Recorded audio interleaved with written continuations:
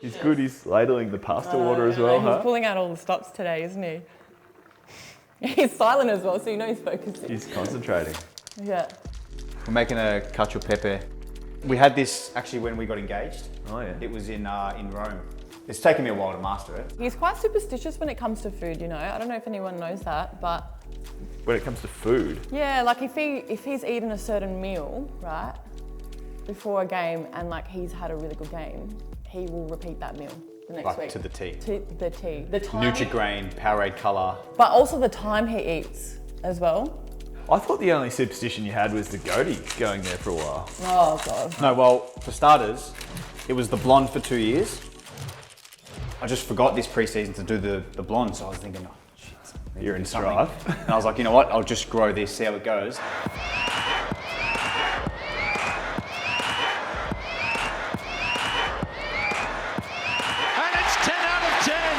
And then I ended up getting 10 goals in a row. And then the game I didn't score, came straight home and just went back.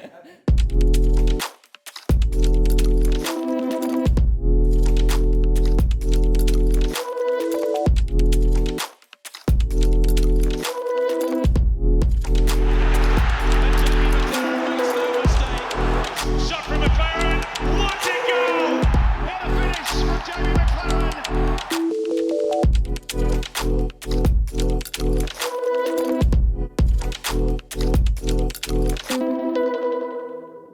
Do you get nervous watching him?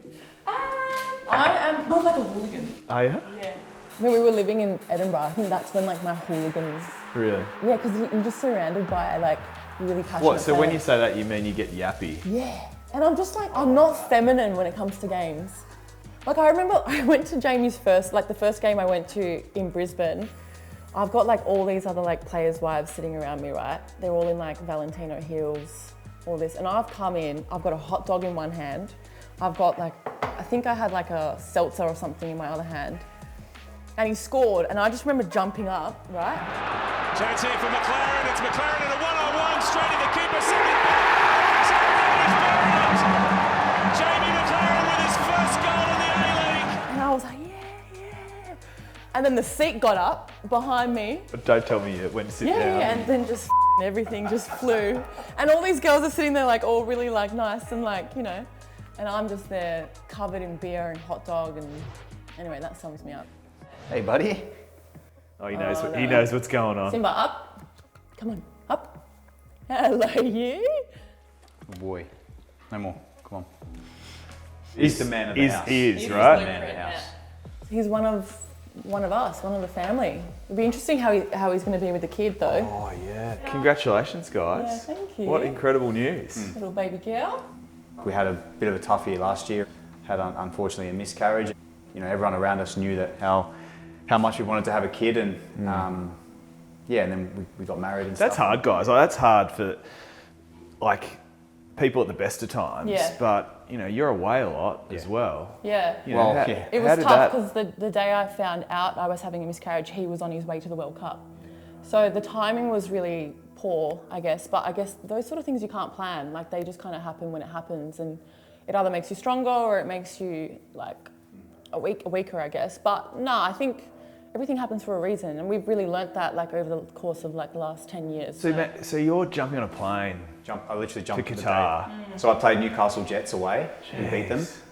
You came home for 3 hours, I I think. came home for 3 hours. Like I was originally going to go from Sydney, but I came home just Yeah, of course. circumstances.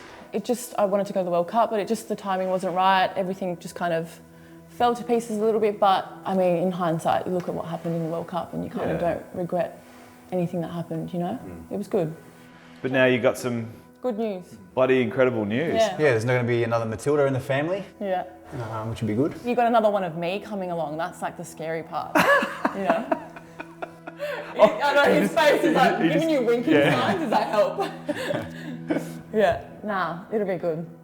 Oh, look at that. Look at that. That's restaurant quality. I hope the portions are bigger. I got a baby in the belly, yeah. Like, Righto, mate. All right, this is the truffle. oh yeah. You can get used to this being waited Oh on, yeah. huh? I love it. Happens 40% of the week. Oh, that's very generous. 40 minus like, nah. Oh, it smells good. Does smell good, mate. Gorge. Bon appetit. hand? He's done well. Done all right? He's done all right. Not going to lie, that was harder than a penalty. There's a bit of pressure that comes with it. He's like got insomnia when he has games. Like he's up till like 3, 4 in the morning. Really? Yeah. What, just pacing Can't or sleep watching because of telly or adrenaline. what? Just the adrenaline of the game, and if I miss chances, Yeah. it's even worse. What, you take that to bed with you? Oh, yeah. Really? Mate. That's what I need to work on, and maybe this baby girl might actually help me. Please. You just think about chances that you've missed or positions you got in, just stuff that you probably shouldn't, but you can't help. When you're a bit of a perfectionist, and you don't want to like let your teammates down. Sometimes you feel like that. And It's you're just getting, naturally. were you getting reminders from your old man as well, Oh, yeah. right? What, I'm driving on the freeway and my phone's blowing up, and text messages saying, "What about that chance on your left foot? Why don't you take it with your What, right?" from your dad? Yeah. Brutal. Mind you, I'll give him credit. He's played 250 games in the old NSL, but he's got nowhere near the goals I've got. So we always have a bit of banter, but there's one guy that can criticise me. Yeah. That's Big Senior. Maclaren it is who takes it, puts it away. Lakeith ran over the ball. Maclaren struck it. He'll tell it as it is. Yeah. He won't hold back. But you take it, like you take Yeah, it I on the take chin, you know? Of course, you have to. So did you grow up, like, how was he when you were growing up? He was tough, making sure that we always were spending time on the basics of football. And, you know, on the weekend, if things weren't going our way, on the Sunday, so we play on the Saturday morning, on the Sunday he would say, you know, you had a chance on your right foot or your header, let's go work on your heading. And he would always everybody knows I used to have a football pitch in my backyard. Yeah. So there was no hiding, there was no excuses to not improve. And then that just ingrained, and I always wanted to improve. That was my homework. Yeah. Going to school was just in one ear out the other, which is hard to say to kids nowadays, but all I wanted to do was be professional. Yeah, because, I mean, like, football journeys are, the whole family's involved, Yeah. right? Like, your mum, your dad. The hours that my mum did, the money that my dad would have spent on boots, like, Clint, I'm talking like a lot of money and a lot of time, and how do you repay them? You know, like, I've always thought that, how the fuck do you repay your parents for all that? You know, my parents come to Russia, they also came to Qatar, and the travelling they did when I was at Young Socceroos, and it's not just down to money, but it's also time. They had to take time off work, and Geez, it must have been hard moving away as well, because you moved away as a teenager, right? I was 15, Yeah. 2009. When we talk about it as a family, everyone still gets a bit starry-eyed talking about that moment when he left, because I think obviously he's got a twin brother, so their connection is kind of one of a kind. You can't ever really understand it. And then your sister was just really protective of you two boys. And then your mum and dad are a different story. Like, your mum, I think, still sometimes gets a bit choked up about it. Yeah. But, you know, look, like... I think it's going to be raw until I hang them up for them. Because all they wanted to do was see me, or they could see in my eyes I wanted to be great, but I was only good, and I had to just work on things to be a professional footballer, because at 15 no one was promising anything. Yeah. But I left everything behind. Yeah. So, yeah, that was a tough period, but one that set me up hugely. Well, yeah, speaking about setting you up, you know, there's a pretty incredible record Coming just up. ahead. Like, you've been thinking about that much? Probably too much, but not in a bad way. It's hard though, In a right? way Like, where- how can you sort of avoid it? Yeah. Yeah. Well, yeah, people do. Every time I score a goal, it's always like, oh, he keeps edging closer to Bessard. And, you know, come to the start of this season, I was, 22 off him. And that's a lot of goals. Yeah. But now I find myself with a few to go. And, yeah, I'm not trying to say that I was always aiming to be the greatest goal scorer in the A-League, but I always wanted to be consistent. And I feel like I've done that. I think these records also mean a lot to, like, the young kids that are really big Yeah, of fans. course. Yeah, so not just for him, not just for us, but also for, like, young kids, like Melbourne kids that want to do what you do. I want like, and it's maybe a bit far-fetched for me to say, but I want there to be a kid, whether he's in the City Academy or, I don't know, Victory's Academy or whatever, and to think, I want to beat him. Yeah. I want that kid to be like that. I want there to be kids that says, I want to play in the A-League for a number of years and I want to score.